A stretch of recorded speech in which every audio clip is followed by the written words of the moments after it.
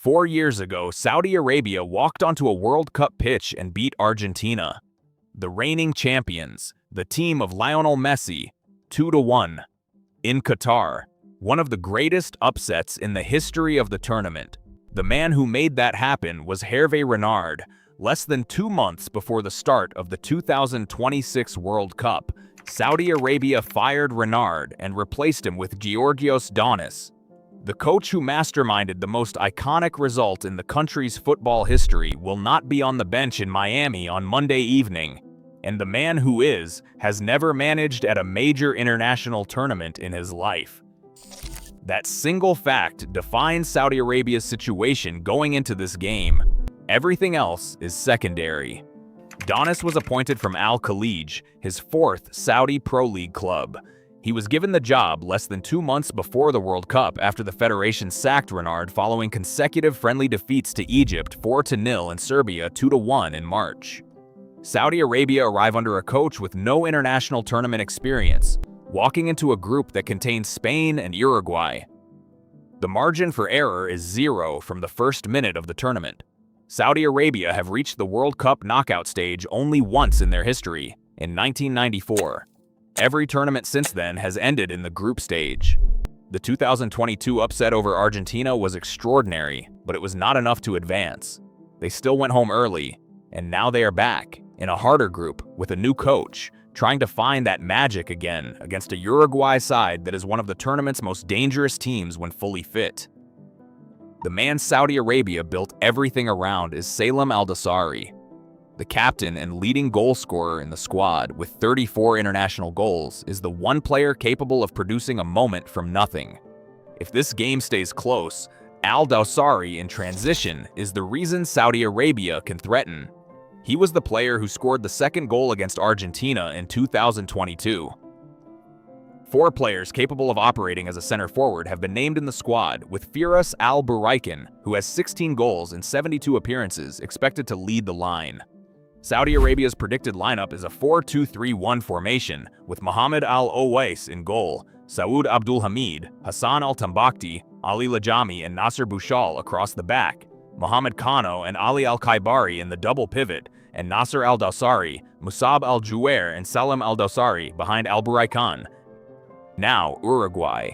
And this is a team that arrived at the World Cup carrying an injury list that would destabilize almost any other squad. Georgian de Arrascaeta suffered a grade 2 calf injury in early June. He has not been ruled out of the tournament, with Uruguay's medical staff projecting his return for the knockout stage. He will miss the entire group phase. De Arrascaeta's absence robs Uruguay not only of their primary creative force in central areas, but also of the only player in the squad, other than Darwin Núñez, who has hit double figures in goals for the national team. He is not the only one missing. Jose Maria Giménez has an ankle problem and has been confirmed as not fit to feature. Ronald Araujo is sidelined with a calf issue.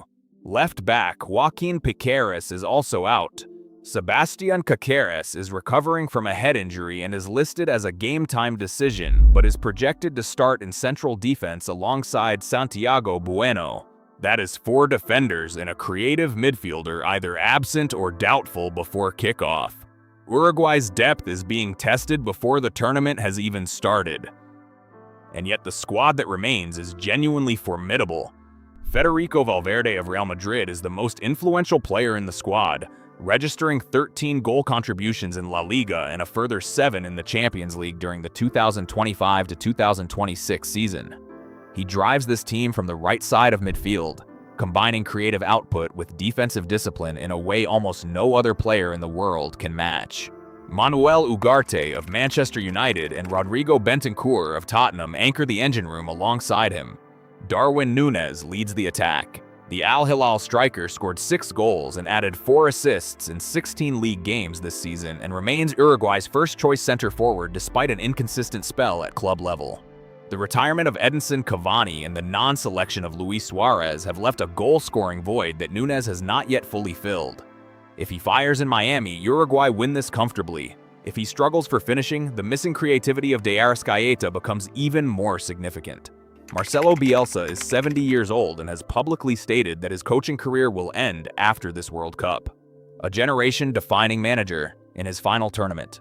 His trademark high-intensity pressing style produced impressive highs during qualifying, including victories over Brazil and Argentina in back-to-back matches and a Copa America semi-final run in 2024.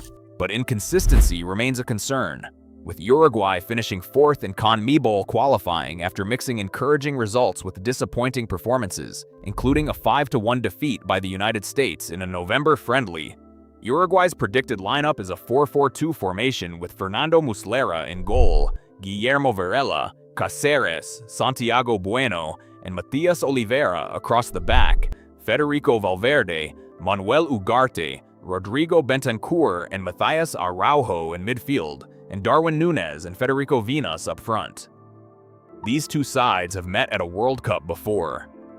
In the 2018 tournament, Uruguay edged Saudi Arabia 1-0 on a Luis Suarez header.